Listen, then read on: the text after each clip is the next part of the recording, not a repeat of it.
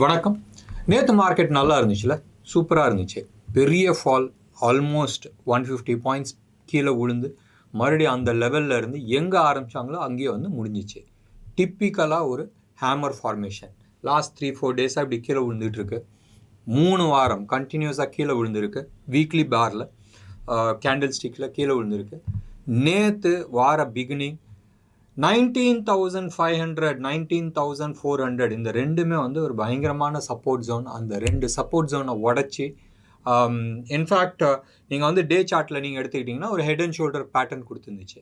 அந்த head and shoulder பேட்டர்னை வந்து நெக் லைன் பிரேக் ஆச்சுன்னா கீழே வரும்னு. இன்றைக்கி எந்த சார்ட்டும் நான் காட்டல, நம்ம பேசலாம், நிறைய பேசலாம்.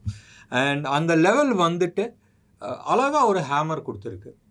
ஹேமர் கொடுத்தோடனே எல்லாரோட நினைப்பு என்ன இருக்குது, மார்க்கெட் மேலே பிச்சுக்கிட்டு போகுது. நிறைய இருக்குது.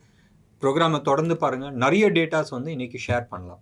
சார்ட் பற்றி போட போகிறதில்ல, நம்ம இன்ஃபர்மேஷன்ஸாக நம்ம வந்து பேசலாம். இன்றைக்கி நேற்று அதாவது மார்க்கெட் முடிஞ்சதுக்கு அப்புறமா நேற்று வந்து சில இன்ஃபர்மேஷன்ஸ் வந்துச்சு. இன்னைக்கு வந்துகிட்டு இருக்கு. சில இன்ஃபர்மேஷன்ஸ் வந்துகிட்டு இருக்கு. இது எல்லாமே நாளைக்கு மார்க்கெட் எப்படி இருக்குன்றதை நம்ம பேசலாம். ஃபர்ஸ்ட் இன்ஃபர்மேஷன்ஸ், நேற்று க்ளோஸ் ஆன லெவல் ஆஸ் பர் நிஃப்டி, அதாவது என்எஸ்சி எடுத்துக்கிட்டோன்னு சொன்னால் ஸ்பாட்டில் 19,434 கழுத்தை தூக்கி அந்த முக்கியமான ஒரு சப்போர்ட் லைனுக்கு மேலே வந்து க்ளோஸ் பண்ணியிருக்கு. First class.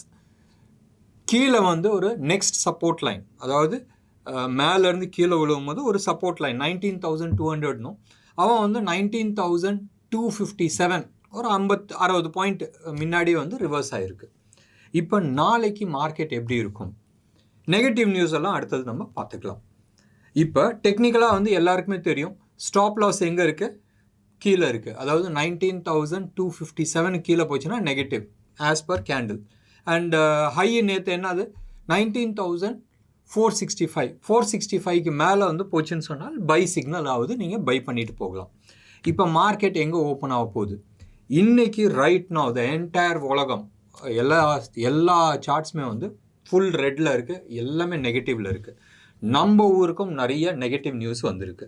நேற்று இன்ஃப்ளேஷன்ஸ் 15 மாதம் ஹை. அதாவது ஆர்பிஐயோட அந்த கம்ஃபர்ட் ஜோன்றாங்களா, ஆர்பிஐ வந்து கம்ஃபர்ட் ஜோன் 4%ன்னு வச்சுருந்தாங்க. அவங்க அப் டு 5.5-6% வரைக்கும் அட்ஜஸ்ட் பண்ணிக்கலாம், அது வந்து மேனேஜ் பண்ணிக்கலான்ற லெவல் தான் இருந்துச்சு.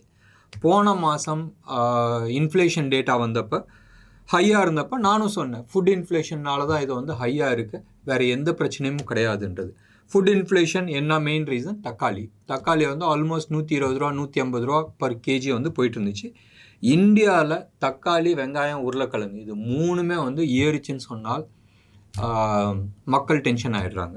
நம்ம அதில் மற்ற டீட்டெயில்ஸ்லாம் போக வேணாம். பட் எல்லாருக்குமே தெரியும் இந்தியா ஃபுல்லாக வந்து 2 மாதமாக ஹெவி ரெயின். அந்த ஹெவி ரெயின்னால் தக்காளி இது எல்லாமே வந்து அடி வாங்குச்சு. சில உண்மைகள், நிறைய தக்காளி விவசாயிகள் எஸ்பெஷலி கர்நாடகா அண்ட் ஆந்திரா சைடில் நெல்லூர் டிஸ்ட்ரிக்டில் பல கோடி ரூபா சம்பாதிச்சாங்க. அதாவது 4-5 தலைமுறையாக பார்க்காத அமௌண்ட்டை வந்து இந்த சமயத்தில் பார்த்துருக்குறாங்க, இந்த 45 நாளில். சந்தோஷமான விஷயம். இன்னும் சந்தோஷமான விஷயம், அவங்க அந்த ஃபண்டை வந்து ப்ராப்பராக இன்வெஸ்ட் பண்ணி ப்ராப்பராக பண்ணிட்டாங்கன்னா சந்தோஷமான விஷயம். நம்ம அந்த டீட்டெயில்ஸில் போகலாம். இப்போ ஃபுட் இன்ஃப்ளேஷன் சைடில் நம்ம வரலாம். இப்போயும் ஃபுட் இன்ஃப்ளேஷன் தான் ஹையாக இருக்குது. ஃபுட் இன்ஃப்ளேஷன்ஸ் என்னென்ன ஹையாக இருக்குது? தக்காளிக்கு அடுத்தபடியாக வெங்காயம் இன்க்ரீஸ் ஆச்சு, விலை இன்க்ரீஸ் ஆச்சு. தக்காளி வெளிநாட்டிலேருந்து இம்போர்ட் பண்ண முடியாது. எஸ், இந்தியா இம்போர்ட்டட் ஃப்ரம் நேபாளிலேருந்து இம்போர்ட் பண்ணாங்க. பெருசாக வந்து இம்போர்ட் பண்ணல, but still they are able to stabilise. வெங்காயத்தை பொறுத்த வரைக்கும் மற்ற நாட்டிலலாம் இருக்குது. நம்ம ஈரான் சைட்லேருந்து இம்போர்ட் பண்ணலாம், பாகிஸ்தான்லேருந்து இம்போர்ட் பண்ணலாம், மற்ற நாட்டிலேருந்து இம்போர்ட் பண்ணிக்க முடியும். ஸோ வெங்காயமும் இன்க்ரீஸ் ஆச்சு. இப்போ அதாவது ஒரு 15 நாளைக்கு முன்னாடி இருந்த வெங்காய ரேட்டுக்கும் இப்போ இருக்கிற வெங்காய ரேட்டும் ஓரளவுக்கு கண்ட்ரோல் ஆகிருக்கு. பட் எல்லாருமே எதிர்பார்க்குறது செப்டம்பர் மாதத்தில் 60 ரூபா 70 ரூபா வரைக்கும் போகுன்றது எதிர்பார்க்குறாங்க. ஒன்று. ரெண்டாவது, இமீடியட்லி யுக்ரைனோட அந்த தானிய எக்ஸ்போர்ட், வீட் எக்ஸ்போர்ட் ஆர் கிரெயின்ஸ் எக்ஸ்போர்ட் கான்ட்ராக்டை வந்து நான் மதிக்க போகிறது இல்லைன்னு சொல்லிட்டு மிசைல் விட்டான் ரஷ்யா. விட்டோன்னு இன்டர்நேஷ்னலி வீட் ப்ரைஸ் வந்து ஒரு 16-17% டப்புன்னு ஷூட் ஆச்சு ஒரே நாளில். இந்தியாவிலையும் ஷூட் ஆச்சு. பட் இந்தியாவில் மேலே ஏறினதுக்கு காரணம் இட் இஸ் நாட் யுக்ரைன். நம்ம ஊர்லேயே வந்து தட்டுப்பாடு இருக்குமோன்றது ஒரு பயம் இருந்துச்சு. ஒன்று. ரெண்டாவது, நம்ம ஊரில் ஏற்கனவே வந்து வீட் எக்ஸ்போர்ட்டை வந்து நம்ம ஸ்டாப் பண்ணி வச்சுருக்கிறோம். மூணாவது, வீட் இம்போர்ட்டும் பண்ணக்கூடாது. ஏன்னு சொன்னால் வீட் இம்போர்ட் பண்ணும் போதும் இந்தியாவில் இருக்கிற ப்ரைஸ் கிராஷ் ஆச்சுன்னு சொன்னால் நம்ம விவசாயிங்க பாதிப்பு வரும்னு சொல்லியிருந்தாங்க. இப்போ கவர்மெண்ட் மேபி வீட் இம்போர்ட் பண்ணுறதுக்கான கவர்மெண்ட் டு கவர்மெண்ட் பேசிகிட்டு இருக்காங்க. அதனால வீட்டோட ப்ரைஸ் குறையும். இது ஒன்று. ரெண்டாவது, அரிசி மூமெண்ட் அங்கே ரஷ்யாவில் அந்த வீட்டை அடித்ததோடனே கிரெயின்ஸ் குடவுன் அடித்தோடனே வீட் ப்ரைஸ் ஷூட் ஆச்சு. இந்தியா வந்து டப்புன்னு ரைஸ் பேன் பண்ணாங்க. உலகம் பூரா நிறையா வந்து ஒரு தட்டுப்பாடு வந்துச்சு. மெயின்லி இந்தியன் கம்யூனிட்டி, அது வந்து யூஎஸ் ஆகட்டும், ஆஸ்திரேலியா ஆகட்டும், கனடா ஆகட்டும், இங்கே எல்லாமே வந்து பயங்கரமான தட்டுப்பாடு வந்துச்சு. நீங்கள் எல்லாம் பார்த்துருப்பீங்க வீடியோஸ். பட் இந்தியாவுக்குள்ளேயே க்ளோஸ் டு அபவுட் 7 to 8% வந்து ரைஸ் ப்ரைஸ் இன்க்ரீஸ் ஆச்சு. அது ஏன் என்னன்றது நம்ம டீட்டெயில் போக வேணும்.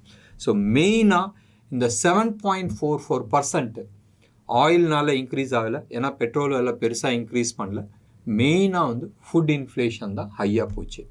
ஸோ வெயிட் பண்ணி நம்ம பார்க்கணும் ஃபுட் இன்ஃப்ளேஷன் எந்த அளவுக்கு இந்தியாவில் வந்து அடிக்க போகுதுன்றது. எனக்கு தெரிஞ்சு ப்ராபப்ளி, என் பர்சனல் ஃபீல், ப்ராபப்ளி அடுத்த ஒரு 15-20 டேஸ்க்குள்ளே வந்து ஓரளவுக்கு நல்ல கண்ட்ரோலில் வரதுக்கான வாய்ப்புகள் நிறைய இருக்குது. வந்துச்சுன்னு சொன்னால் டெஃபினட்டாக இந்த செப்டம்பர் மாதத்தில் வந்து ஃபெஸ்டிவ் சீசன் ஆரம்பிக்க போகுது. ஸோ ஃபெஸ்டிவ் சீசன் போதும் ப்ரைஸ் ரைஸ் இல்லாத இருந்தால் நல்லா இருக்கும். ஒன்று. ரெண்டாவது, எப்படியா இருந்தாலும் மே மாதம் எலெக்ஷன் இருக்குது. அதுக்கு முன்னாடி வந்து ஒரு 2-3 ஸ்டேட் எலெக்ஷன் இருக்குது. அது ராஜஸ்தான் ஆகட்டும், இல்லை மத்திய பிரதேஷ் ஆகட்டும். ஸோ இது மாதிரி வந்து சில எலெக்ஷன்ஸ்லாம் இருக்குது. ஸோ கவர்மெண்ட் டெஃபினட்டாக இதெல்லாமே வந்து பார்த்துக்கிட்டு இருப்பாங்க. So inflation well in control பண்ணுறதுக்கான பாசிபிலிட்டிஸ் நிறையா இருக்குது. ரெண்டாவது, இது ஃபஸ்ட்டு பேட் நியூஸ். ரெண்டாவது பேட் நியூஸ் எடுத்துக்கிட்டிங்கன்னு சொன்னால், ரொம்ப நாள் கழிச்சு, ரொம்ப நாள் இல்லை, லாஸ்ட் கொஞ்ச நாளாகவே நீங்கள் வந்து எடுத்து பார்த்தீங்கன்னா கீழே 8150, மேலே வந்து 83, இன்ஃபேக்ட் 8290 இந்த லெவலே வந்து க்ளோஸ் டு அபவுட் 10-11 months வந்து ஆர்பிஐ மேனேஜ் பண்ணிட்டு இருந்தாங்க. அதில் தான் அந்த 1 லட்சம் கோடி வந்து அவங்க லாபம் சம்பாதிச்சாங்க. இன்ஃபேக்ட் உலகத்திலே பெரிய ட்ரேடர் அவங்கள தான் இருப்பாங்கன்னு நினைக்கிறேன். இவ்வளோ பெரிய லாபத்தை வந்து ஆர்பிஐ சம்பாதிச்சாங்க. அதுதான் டிவிடெண்ட்டாக வந்து கவர்மெண்ட் கொடுத்தாங்க. நம்ம அந்த டீட்டெயில்ஸில் போக வேணாம்.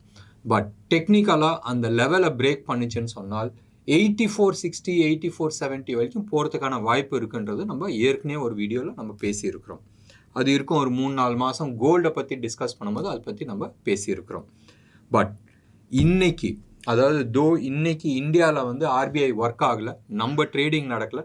பட் இன்டர்நேஷ்னலில் வந்து ட்ரேடிங் நடந்துகிட்டு இருக்கு. இன்னைக்கு அது ப்ளீச் ஆகிருக்கு. எந்த அளவுக்கு ப்ளீச் ஆகிருக்குன்னு சொன்னால் 83.45 அந்த ரேஞ்சில் வந்து இன்டர்நேஷ்னல் மார்க்கெட்டில் வந்து ருப்பி ட்ரேட் ஆகிட்டுருக்கு. So that means rupee expensive ஆகிருக்கு. ருப்பி எக்ஸ்பென்சிவ் ஆச்சுன்னா 2 விதமான ப்ராப்ளம். ஒன்று, நம்ம வந்து ஆயில் இம்போர்ட் பண்ணுறோம், க்ரூட் ஆயில் இம்போர்ட் பண்ணுறோம். ஸோ அதோட விலை இன்க்ரீஸ் ஆகும். இன்க்ரீஸ் ஆச்சுனால் இந்தியாவிலையும் பெட்ரோல் ப்ரைஸ் இன்க்ரீஸ் பண்ண வேண்டியது இருக்கும். ஒன்று. ரெண்டாவது, நம்ம கோல்டு இம்போர்ட் பண்ணிகிட்ருக்கோம், ஹெவியாக கோல்டு இம்போர்ட் பண்ணிகிட்ருக்கோம். ருப்பி ப்ளீச் ஆச்சுன்னு சொன்னால் டெஃபினட்டாக வந்து கோல்டு விலை இன்க்ரீஸ் ஆகும். பட் டெக்னிக்கலாக நம்ம வந்து ஒரு வீடியோவில் நம்ம பார்த்தோம், நம்மளே வந்து அந்த கோல்டு ப்ரைஸிங்ஸ் எப்படி ஒர்க் அவுட் பண்ணுறோன்றதுல நம்ம வந்து போட்டிருந்தோம். டாலர் இண்டெக்ஸ் ஸ்ட்ராங் ஆச்சுன்னு சொன்னால், இன்ஃபேக்ட் ஆர்எஸ்ஐயும் அதை வந்து சப்போர்ட் பண்ணுது. டாலர் இண்டெக்ஸ் ஸ்ட்ராங் ஆச்சுன்னு சொன்னால் கமாடிட்டி ப்ரைஸஸ் எல்லாமே வந்து கீழே விழுவும்.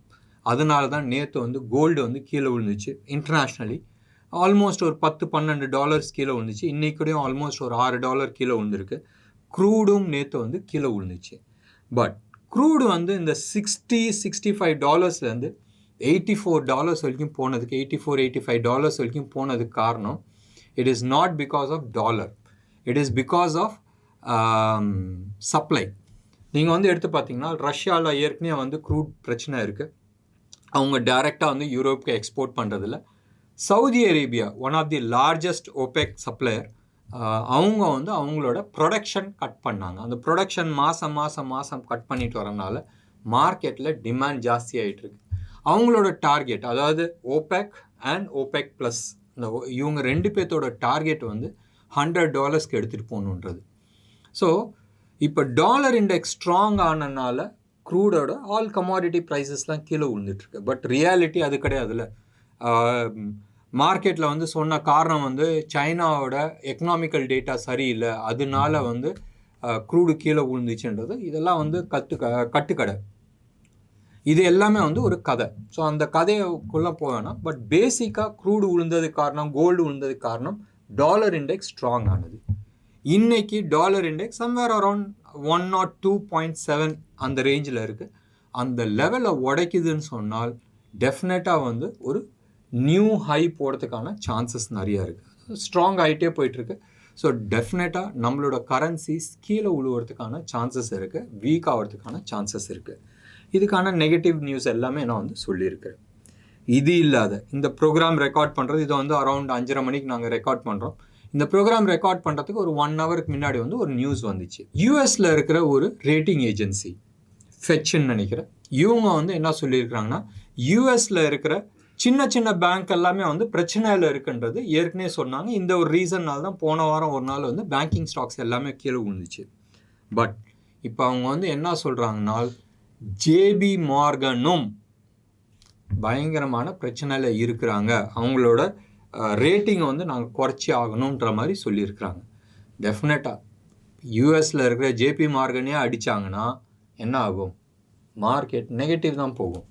அந்த நியூஸ் வந்தனாலையா இல்லை இது பண்ணிடுவாங்கன்றதுனாலையான்னு தெரியாது, இன்றைக்கி பூரா என்டையர் ஏஷியன் மார்க்கெட் ஆகட்டும், யூரோப்பியன் மார்க்கெட் ஆகட்டும், எல்லாமே வந்து யூஎஸோட ஃப்யூச்சராக ஆகட்டும், இது எல்லாமே வந்து பயங்கர நெகட்டிவாக இருக்குது. பார்க்கலாம் நாளைக்கு நம்ம மார்க்கெட் எங்கே ஓப்பன் ஆகுதுன்னு. ஸோ நான் 3 நியூஸ் நான் கொடுத்தேன். இந்த 3 நெகட்டிவ் நியூஸ் எல்லாமே வந்து டக்குன்னு நான் சொல்லிடுறேன். இன்ஃப்ளேஷன் அட் 15 months ஹை 7.44 லெவலில் ஆர்பிஐயோட கம்ஃபர்ட் ஜோனை விட்டு தாண்டி நிற்கிது. 1. 2வது, யூஎஸோட நிறைய பேங்க்ஸ் எல்லாமே வந்து நெகட்டிவ்க்கு போகிறதுக்கான சான்சஸ் இருக்குது. ரேட்டிங் ஏஜென்சி அதை டவுன்கிரேட் பண்ண போகிறாங்க, இன்க்ளூடிங் ஜேபி மார்கன். 3வது நியூஸ், ருப்பி 83 லெவலில் ப்ளீச் ஆகிடுச்சு. இந்த 3 நியூஸுமே வந்து பயங்கர நெகட்டிவான நியூஸு. இதுக்கான எதிர்வொலி இந்தியன் மார்க்கெட்டில் காட்டும். இப்போ ஹேமர் ஃபார்மேஷன் கொடுத்துருக்கு. இது எப்படி ட்ரேட் பண்ணுன்னு சொன்னால் 19,200 லெவலை வந்து ப்ளீச் ஆகாத வரைக்கும் புல்லிஷாக இருக்குன்னு தான் நம்ம எடுத்துக்கணும். 19,200 லெவலில் பிரேக் ஆச்சுன்னு சொன்னால் 19,000, அதுக்கு அடுத்தது 18,880, இது 2 லெவலுமே வந்து பயங்கரமான ஒரு சப்போர்ட் ஜோன். ஸோ அந்த சப்போர்ட் ஜோனை உடைக்கிற வரைக்கும் நெகட்டிவ்ன்றது நம்ம எடுத்துக்க வேணாம், it is more of a கரெக்டிவ்னு தான் நம்ம எடுத்துக்கணும். 18,880 லெவலை உடைக்கும் போது தான் நம்ம வந்து கொஞ்சம் பேனிக் ஆகிறதுக்கான சான்சஸ் இருக்குது. ஸோ அது வரைக்கும் நீங்கள் சேஃபாக ட்ரேட் பண்ணுறது அட்வைசபிள் பண்ணுறேன். டெஃபினட்டாக போன ஒரு 10 நாளைக்கு முன்னாடி நீங்கள் எடுத்து பார்த்தீங்கன்னா இந்தியா விக்ஸ் ஆல் டைம் லோவில் இருந்துச்சு. இப்போ அந்த லோவில் இருந்து மறுபடியும் மேலே ஏற ஆரம்பிக்குது. லோ வந்துச்சுன்னா அடுத்தது மேலே தானே போய் ஆகணும். ஸோ நாளைக்கு உங்களோட லெவல்ஸை வந்து ட்ரேட் பண்ணும்போது பார்த்து ட்ரேட் பண்ணுங்கள். ஸ்ட்ரிக்ட் ஸ்டாப் லாஸ் மெயின்டைன் பண்ணுறது அட்வைசபிளாக இருக்கும். உங்களுக்கு இன்னைக்கு ப்ரோக்ராம் பிடிச்சிருந்துச்சுன்னா லைக் பண்ணுங்கள், ஷேர் பண்ணுங்கள். டெஃபினட்டாக உங்களோட கமெண்ட் பாக்ஸில் கொடுங்க. நன்றி, வணக்கம்.